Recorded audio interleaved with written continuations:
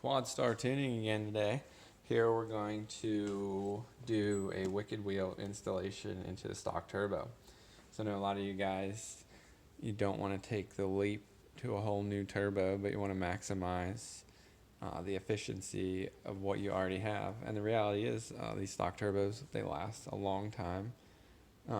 They're really responsive. Once you delete the vacuum pump, they're super reliable. There's not really a whole lot to fail. So if you want to do the cost-effective upgrade of dropping in the wicked wheel, we're going to show you how. So once we open it out of the box here, let's take a look at what we're dealing with first. And we did already remove the exhaust housing from this turbo, so we can show you it on the bench. And it's winter here. We don't want to stand out in the cold and do this. So we're going to show it to you on the bench, but the installation procedure is pretty much the same on the truck. There are a couple different ways to skin the cat, but we just want to go over the normal process, and you can adapt it to your situation. So the wicked wheel is packaged nicely. It's an awesome little billet unit. Let's take it out of the wrap, and this is her. So we have stock turbo, factory wheel versus the wicked wheel. So we're going to take the original one out and drop this one in. We've already removed the retaining bolts and tabs. These are 10mm, a bunch of them all around the compressor housings. Took those out, set them aside, and we have our cartridge to deal with. So we can set the compressor cover off to the side also.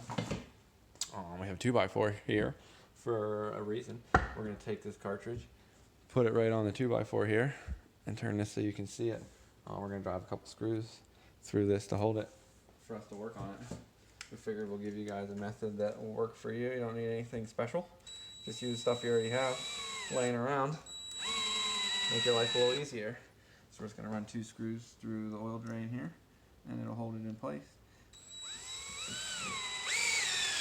There we go. We have a nice little workbench to work on our turbo. It can't fall over. It's going to stay right there. And make sure you can still see everything that's going on here. Just set the wheel aside so we don't nick it with any of our tools. The nut and wheel are separate on this style turbo, so we want to take 7/16 wrench for the compressor side. This is the compressor, this is the turbine, and this is the cartridge, or the CHRA. It's also called sometimes an acronym. We have a 12-point half-inch, which is important because this turbine nut is 12-point. Bring it into the frame a little bit better. So you don't want to hold that with a 6-point. You want to hold it with a 12. This guy is reverse threaded. So, normally righty-tighty, lefty-loosey. We're going righty-loosey on this one. So hold the turbine, and we're going to go right to loosen this one. So I'm going to push away from me to loosen this nut, and I'm going to continue to spin it away until it totally comes off. So again, this is left-handed thread. It's backwards from normal. Got to remember that, because if you crank on it the normal way, you're going to get in trouble. So now we have the factory wheel. We have the nut off. We are ready to take it off. Now sometimes we want to hold the turbine with a rag, and we might be able to just walk this off. We don't want to put a lot of stress on this shaft in or out, so that's why we're holding it with our hand and just walking this factory wheel off. Now it came right off nicely, which is exactly what we wanted. Here we can see the factory wheel versus the wicked wheel. The wicked wheel is an extended tip design, so it sticks out farther, and it is a lot more aggressive. So if you compare the major blade to the factory major blade, our angle is a lot more severe, and it sticks out farther. You can see here the spacing on the factory wheel. The wicked wheel does not have that spacing because both layers of blades are sticking out farther, and that is how it works. I'll bring it closer here for you to see. But anyways, that one's out of the way. We're going to take a little bit of oil here and put it on the shaft. This shaft already has oil on it, but we just want to make sure you get to use a little to make your life easier.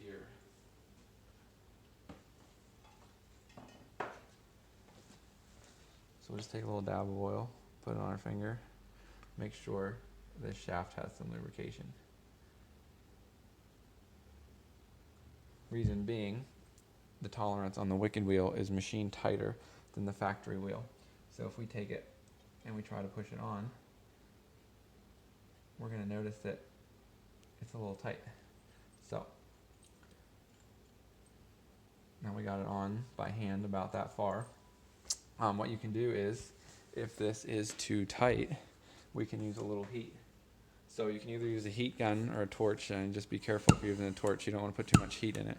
So we're going to turn our torch very, very low, and we're just going to add a little bit of heat to the center of this wheel.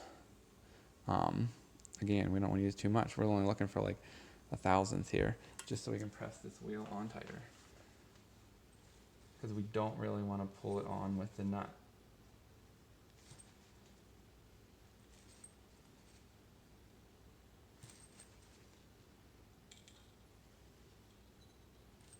There we go.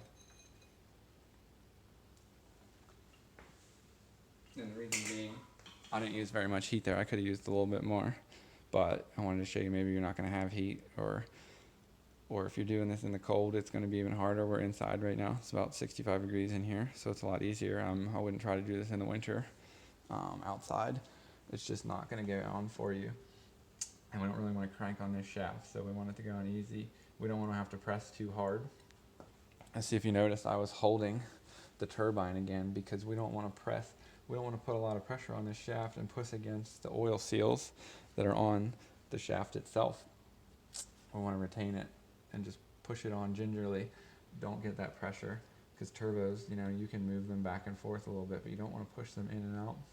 So take your retaining nut. You can see which side is dirty. If I can get this to focus, you can see which side is clean. So the clean side goes back up against the wheel. And don't forget, this is reverse threaded. You can put a little bit of Loctite on here. I'll grab that real quick. You don't necessarily need the Loctite, because it tightens itself. That's why it's reverse threaded, because the way the turbo spins will tighten it. But you can put a dab on the shaft, and see if you notice I turn it the correct, or the normal way you're used to. The nut comes off, so I'm going to go left hand to tighten. I'll show you that with the wrench. Tighten is this direction.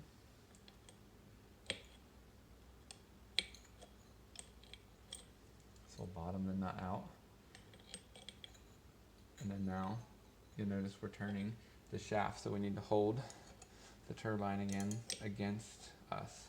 So we put the 12 point on, and we don't really want to create a lot of torsion on this shaft, so we're going to put pressure with both wrenches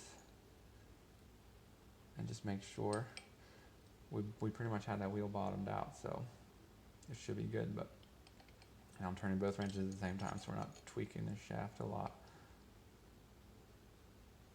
Really just need to cinch it down.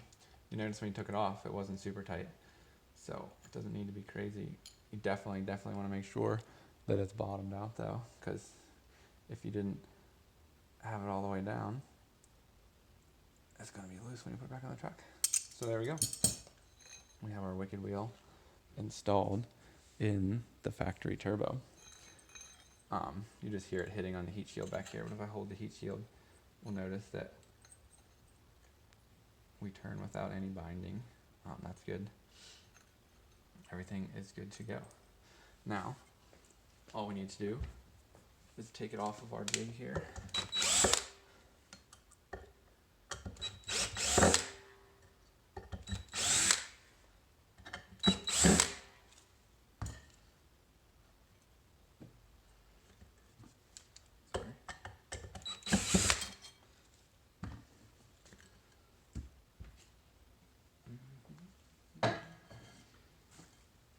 Take our factory compressor cover, lay it face down on a bench, or if it's on the truck, you're going to be putting the cover back on. With the turbo mounted like this, you're going to be putting the cover back on. Just be super careful when you're going over the blades. You don't want to hit them. But on the bench here, we're just going to go the opposite. Get the wheel dead center and drop it in. Now, we can put our retaining cover bolts back in, or our compressor cover bolts. I'm just going to put 2 in so we can lift this up and show it to you. Again, just give it a spin and make sure nothing's hitting. You want to make sure it's free before you tighten these down.